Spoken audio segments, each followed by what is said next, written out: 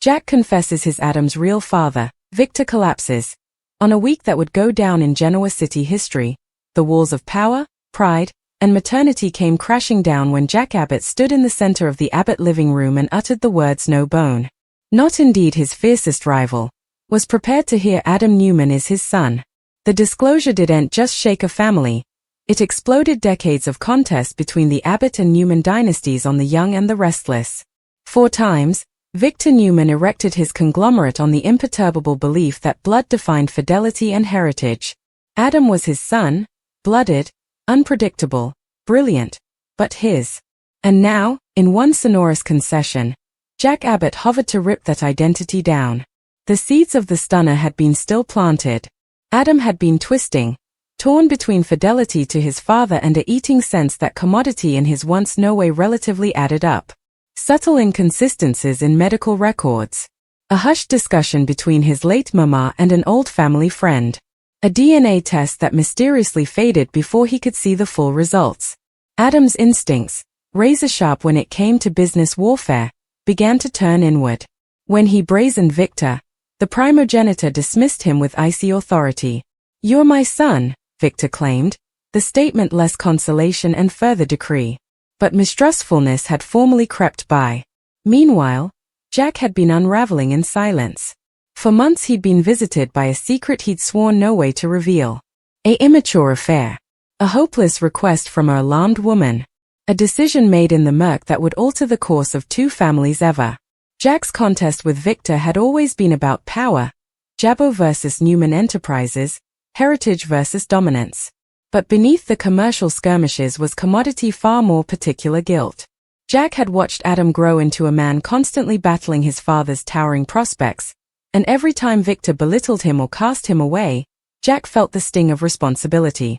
The turning point came when Adam suffered a near-fatal accident under suspicious circumstances. As he lay unconscious in the sanitarium, Victor barked orders at Croker's and security, determined to find who had targeted his son. Jack, standing at the bottom of Adam's bed, saw not a rival's child but his own meat and blood fighting for breath. When Adam awoke, confused and vulnerable, he locked eyes with Jack, not Victor, and commodity implied passed between them. It was that moment Jack knew the verity could no longer stay buried.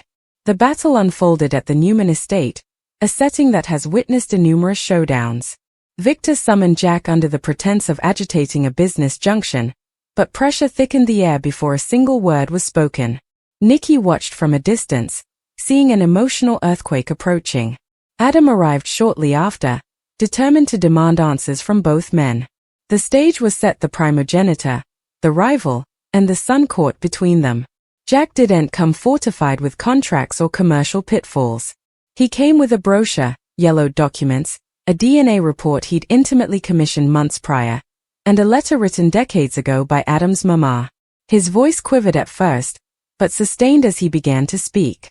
He told them about a time before Adam's birth, about a relationship forged in vulnerability and broken by circumstance. He explained that Victor had no way known the full verity, that the timing of generality, the retired maternity test, the quiet fix to a lab technician had assured Victor would believe Adam was his. "I allowed. I was guarding everyone," Jack admitted. "But I was guarding myself." Victor's response was immediate and stormy. He indicted Jack of fabrication, of orchestrating an elaborate taradiddle to destabilize the Newman family. The DNA report was snared from Jack's hand and slung across the room. But Adam, pale and shaking, demanded evidence. When a second, independent test verified the natural link between Jack and Adam, the silence that followed was blaring. Victor's face drained of color. The man who flattered himself on control staggered backward, clinging his casket not from theatrics, but from the crushing weight of treason. For Adam, the disclosure fractured his identity. Every memory of nonage, every harsh assignment, every transitory moment of paternal pride from Victor, suddenly felt uncertain. He turned to Jack, wrathfulness and unbelief battling in his eyes. "You watched him treat me like I was disposable," Adam rumored. "And you said nothing." Jack had no defense beyond guilt. He admitted that fear, of destroying lives, of losing his standing, of kindling a war had silenced him. But now, Seeing Adam's life constantly risked in Victor's route, he could no longer justify the taradiddle. Victor's collapse wasn't simply physical. Paramedics rushed him to the sanitarium as Nikki cleaved to his side, gashes barring her face. For decades, Victor's topmost strength had been certainty. Now that certainty was gone. In a sanitarium bed, tubes and observers girding him, Victor replayed every vital moment with Adam. Every argument, every conciliation, every business betrayal. However, what did that mean for the Newman heritage? For the conglomerate he erected with birth in mind? If Adam wasn't his natural son. News of the concession gurgled through Genoa City like campfire. At Jabot, directors rumored about what this meant for commercial alliances. However, would he shift commitment? At Newman Enterprises, board members stressed insecurity if Adam was an Abbott by blood. The contest between the two families had fueled decades of strategy. Now it blurred into commodity far more complicated. Phyllis, ever the opportunist, saw the chaos as influence. She questioned whether Jack's concession was time to exploit Victor's vulnerability. Ashley, defensive of her family, bothered that Jack's admission would open him to suits or retribution. Meanwhile, Nick and Victoria grappled with their own feelings. Adam had always been their complicated stock. Learning he was technically their rival's son reared their sense of family. Adam set up himself alone at the Abbott manse days latterly, gaping at nonage prints of Jack and his siblings. He felt like a ghost wandering through a life he no way knew was incompletely his. Jack approached cautiously, offering not prospects but space. He told Adam he didn't anticipate immediate remission, or constancy. "You've had a father your whole life," Jack said vocally. "I'm not then to abolish him. I'm then to tell you the verity." But verity, in Genoa City, infrequently brings peace. Victor, recovering yet bent, summoned his strength and issued a nipping protestation: biology doesn't define motherhood. He pledged that Adam would always be a Newman, anyhow of DNA. Yet beneath his defiance lay instability. For the first time, Victor faced the possibility that his fiercest adversary participated his birth through Adam. As days turned into weeks, Adam stood at a crossroads. The Abbott name offered heritage, stability, maybe indeed redemption. The Newman name carried power, ambition, and the complicated love of a man who raised him. Torn between two patrimonies, Adam began reconsidering himself not by surname but by choice. Jack's concession reshaped alliances and battles likewise. It forced characters to defy uncomfortable trueness about fidelity, pride, and what it truly means to be family. And as Victor sluggishly rose from his sanitarium bed, his eyes burned not with defeat but with renewed determination. The war between Abbott and Newman was no longer just commercial, it was particular in a way it had no way been ahead. In the end, the Shockwave wasn't just about maternity. It was about identity. About two important men forced to defy their failures and one son discovering that verity, still ruinous, can also be liberating. Genoa City would no way be the same. The days following the concession unfolded like foreshocks from a massive earthquake, each earthquake exposing new cracks in connections that formerly sounded unbreakable. Genoa City had always thrived on secrets, but this one cut deeper than utmost. It wasn't simply about treason, it was about identity, heritage, and the fragile line between love and power. At Newman Enterprises, the boardroom atmosphere turned icy. Directors who formerly stressed Victor Newman's iron grip now saw commodity additional vulnerability. Though he'd returned from the sanitarium sooner than Croker's recommended, Victor's presence carried a subtle change. He was quieter, more calculating. The portrayal of him behind the office, stern, commanding, sounded nearly like a relic of a man who no longer was in quite the same way. Nick and Victoria plotted to reuse the disclosure. Adam, for all his mistakes, was still the family they had grown up with. Blood test or not, they participated nonage recollections, leaves at the estate, rumored alliances against their father's strict prospects, and endless contest. Victoria, fiercely defensive of the Newman brand, originally viewed Jack's concession as a strategic initiative. "He's trying to destabilize us," she claimed. But as she replayed Jack's raw, emotional admission, indeed she tasted this wasn't a commercial ploy.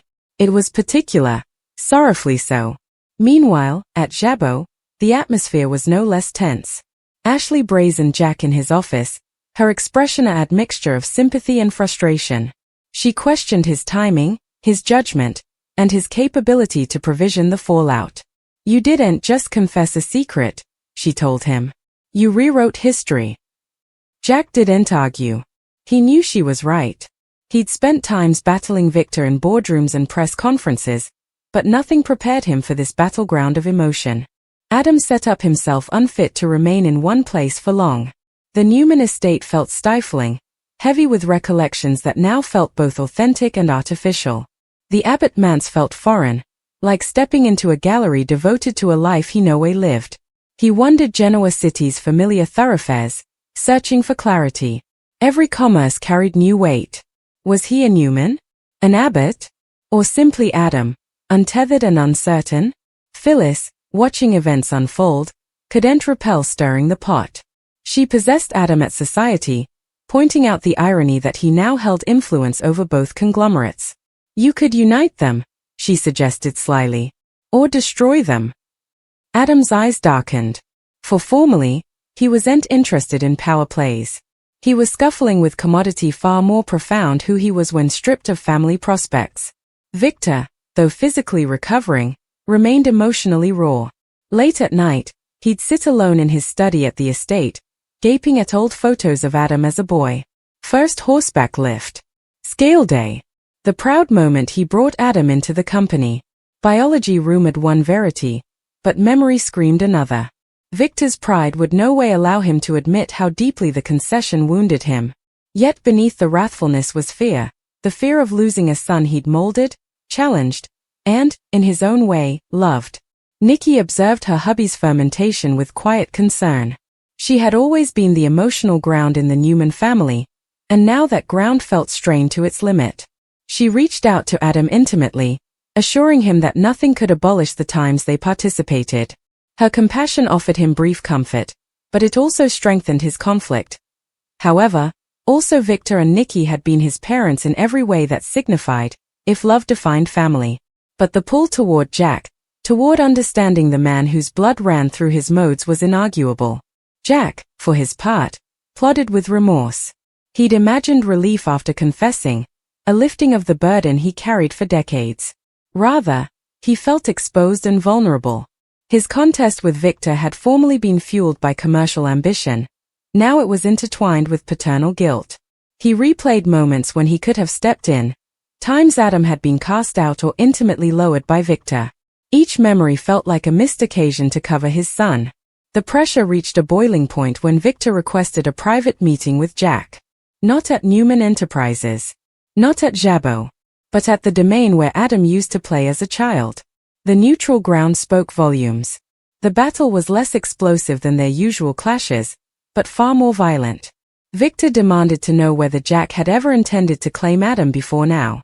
Jack admitted he'd considered it numerous times but stressed the destruction it would beget. You erected your conglomerate on certainty, Jack said still. I didn't want to take that from you. Victor's response was icy. You didn't take it. You shattered it. Their exchange revealed commodity unanticipated collective vulnerability. For the first time, the contest wasn't about dominance but about remorse. Both men conceded failure's Victor's harshness, Jack's silence. Neither could undo the history. Adam, ignorant of the depth of their discussion, made a decision that shocked everyone.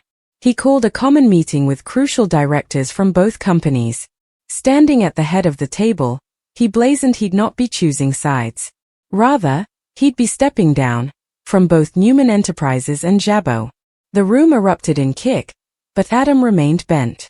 For formally, he said forcefully, I'm going to define myself without either of you.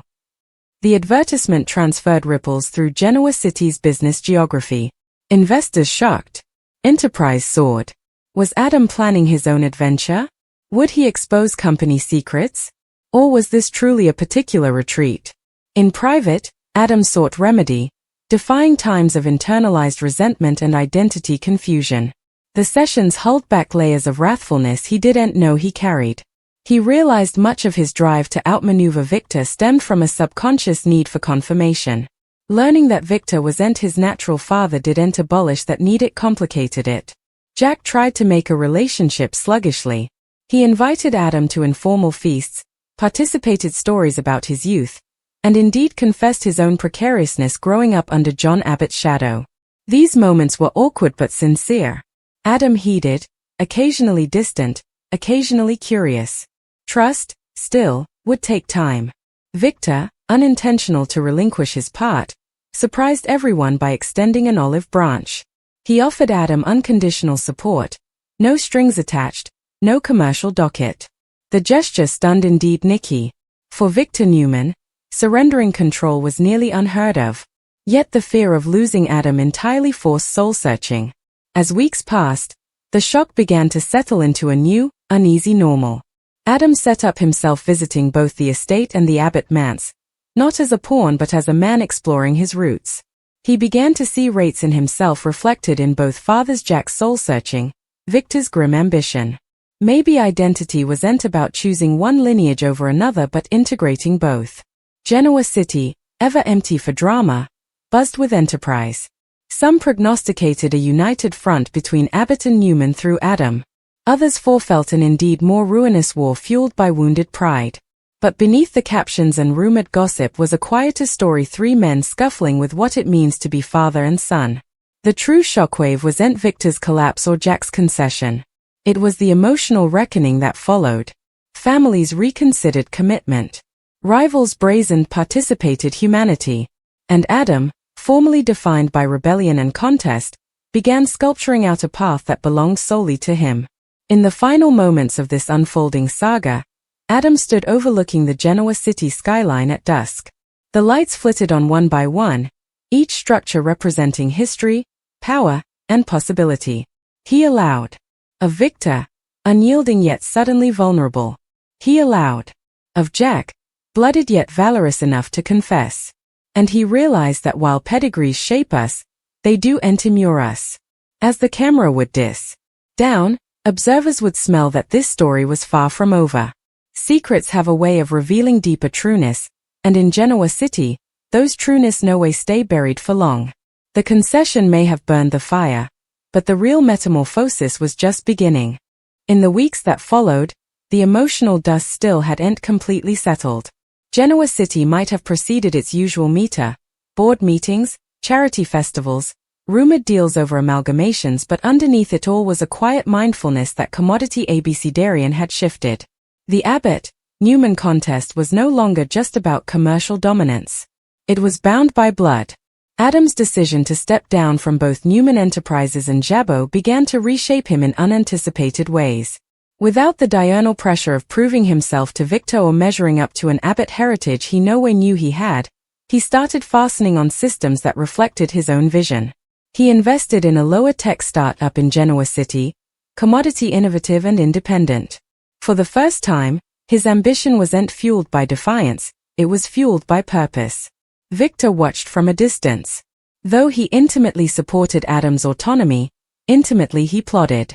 Seeing Adam succeed without the Newman name attached stirred both pride and instability. Had he pushed too hard all those times? Had his need to fester Adam into a successor driven him down? Late one evening, Victor surprised Adam with a visit, not to convert him to return, but simply to check in. Their discussion was restrained but sincere. Victor admitted that motherhood, to him, had always meant preparing a son for battle. Maybe, he conceded still, I forgot that not every battle needs to be fought. Jack, too, was learning restraint. Rather of inviting Adam with decades of missed affection, he chose tolerance. He participated pieces of family history, stories of John Abbott, of the early days of Jabot, not to claim Adam, but to offer environment. One autumn, Adam dallied longer than usual at the Abbott manse, studying a framed print of Jack as a youthful man. There was a flicker of recognition in his expression, participated features, participated intensity.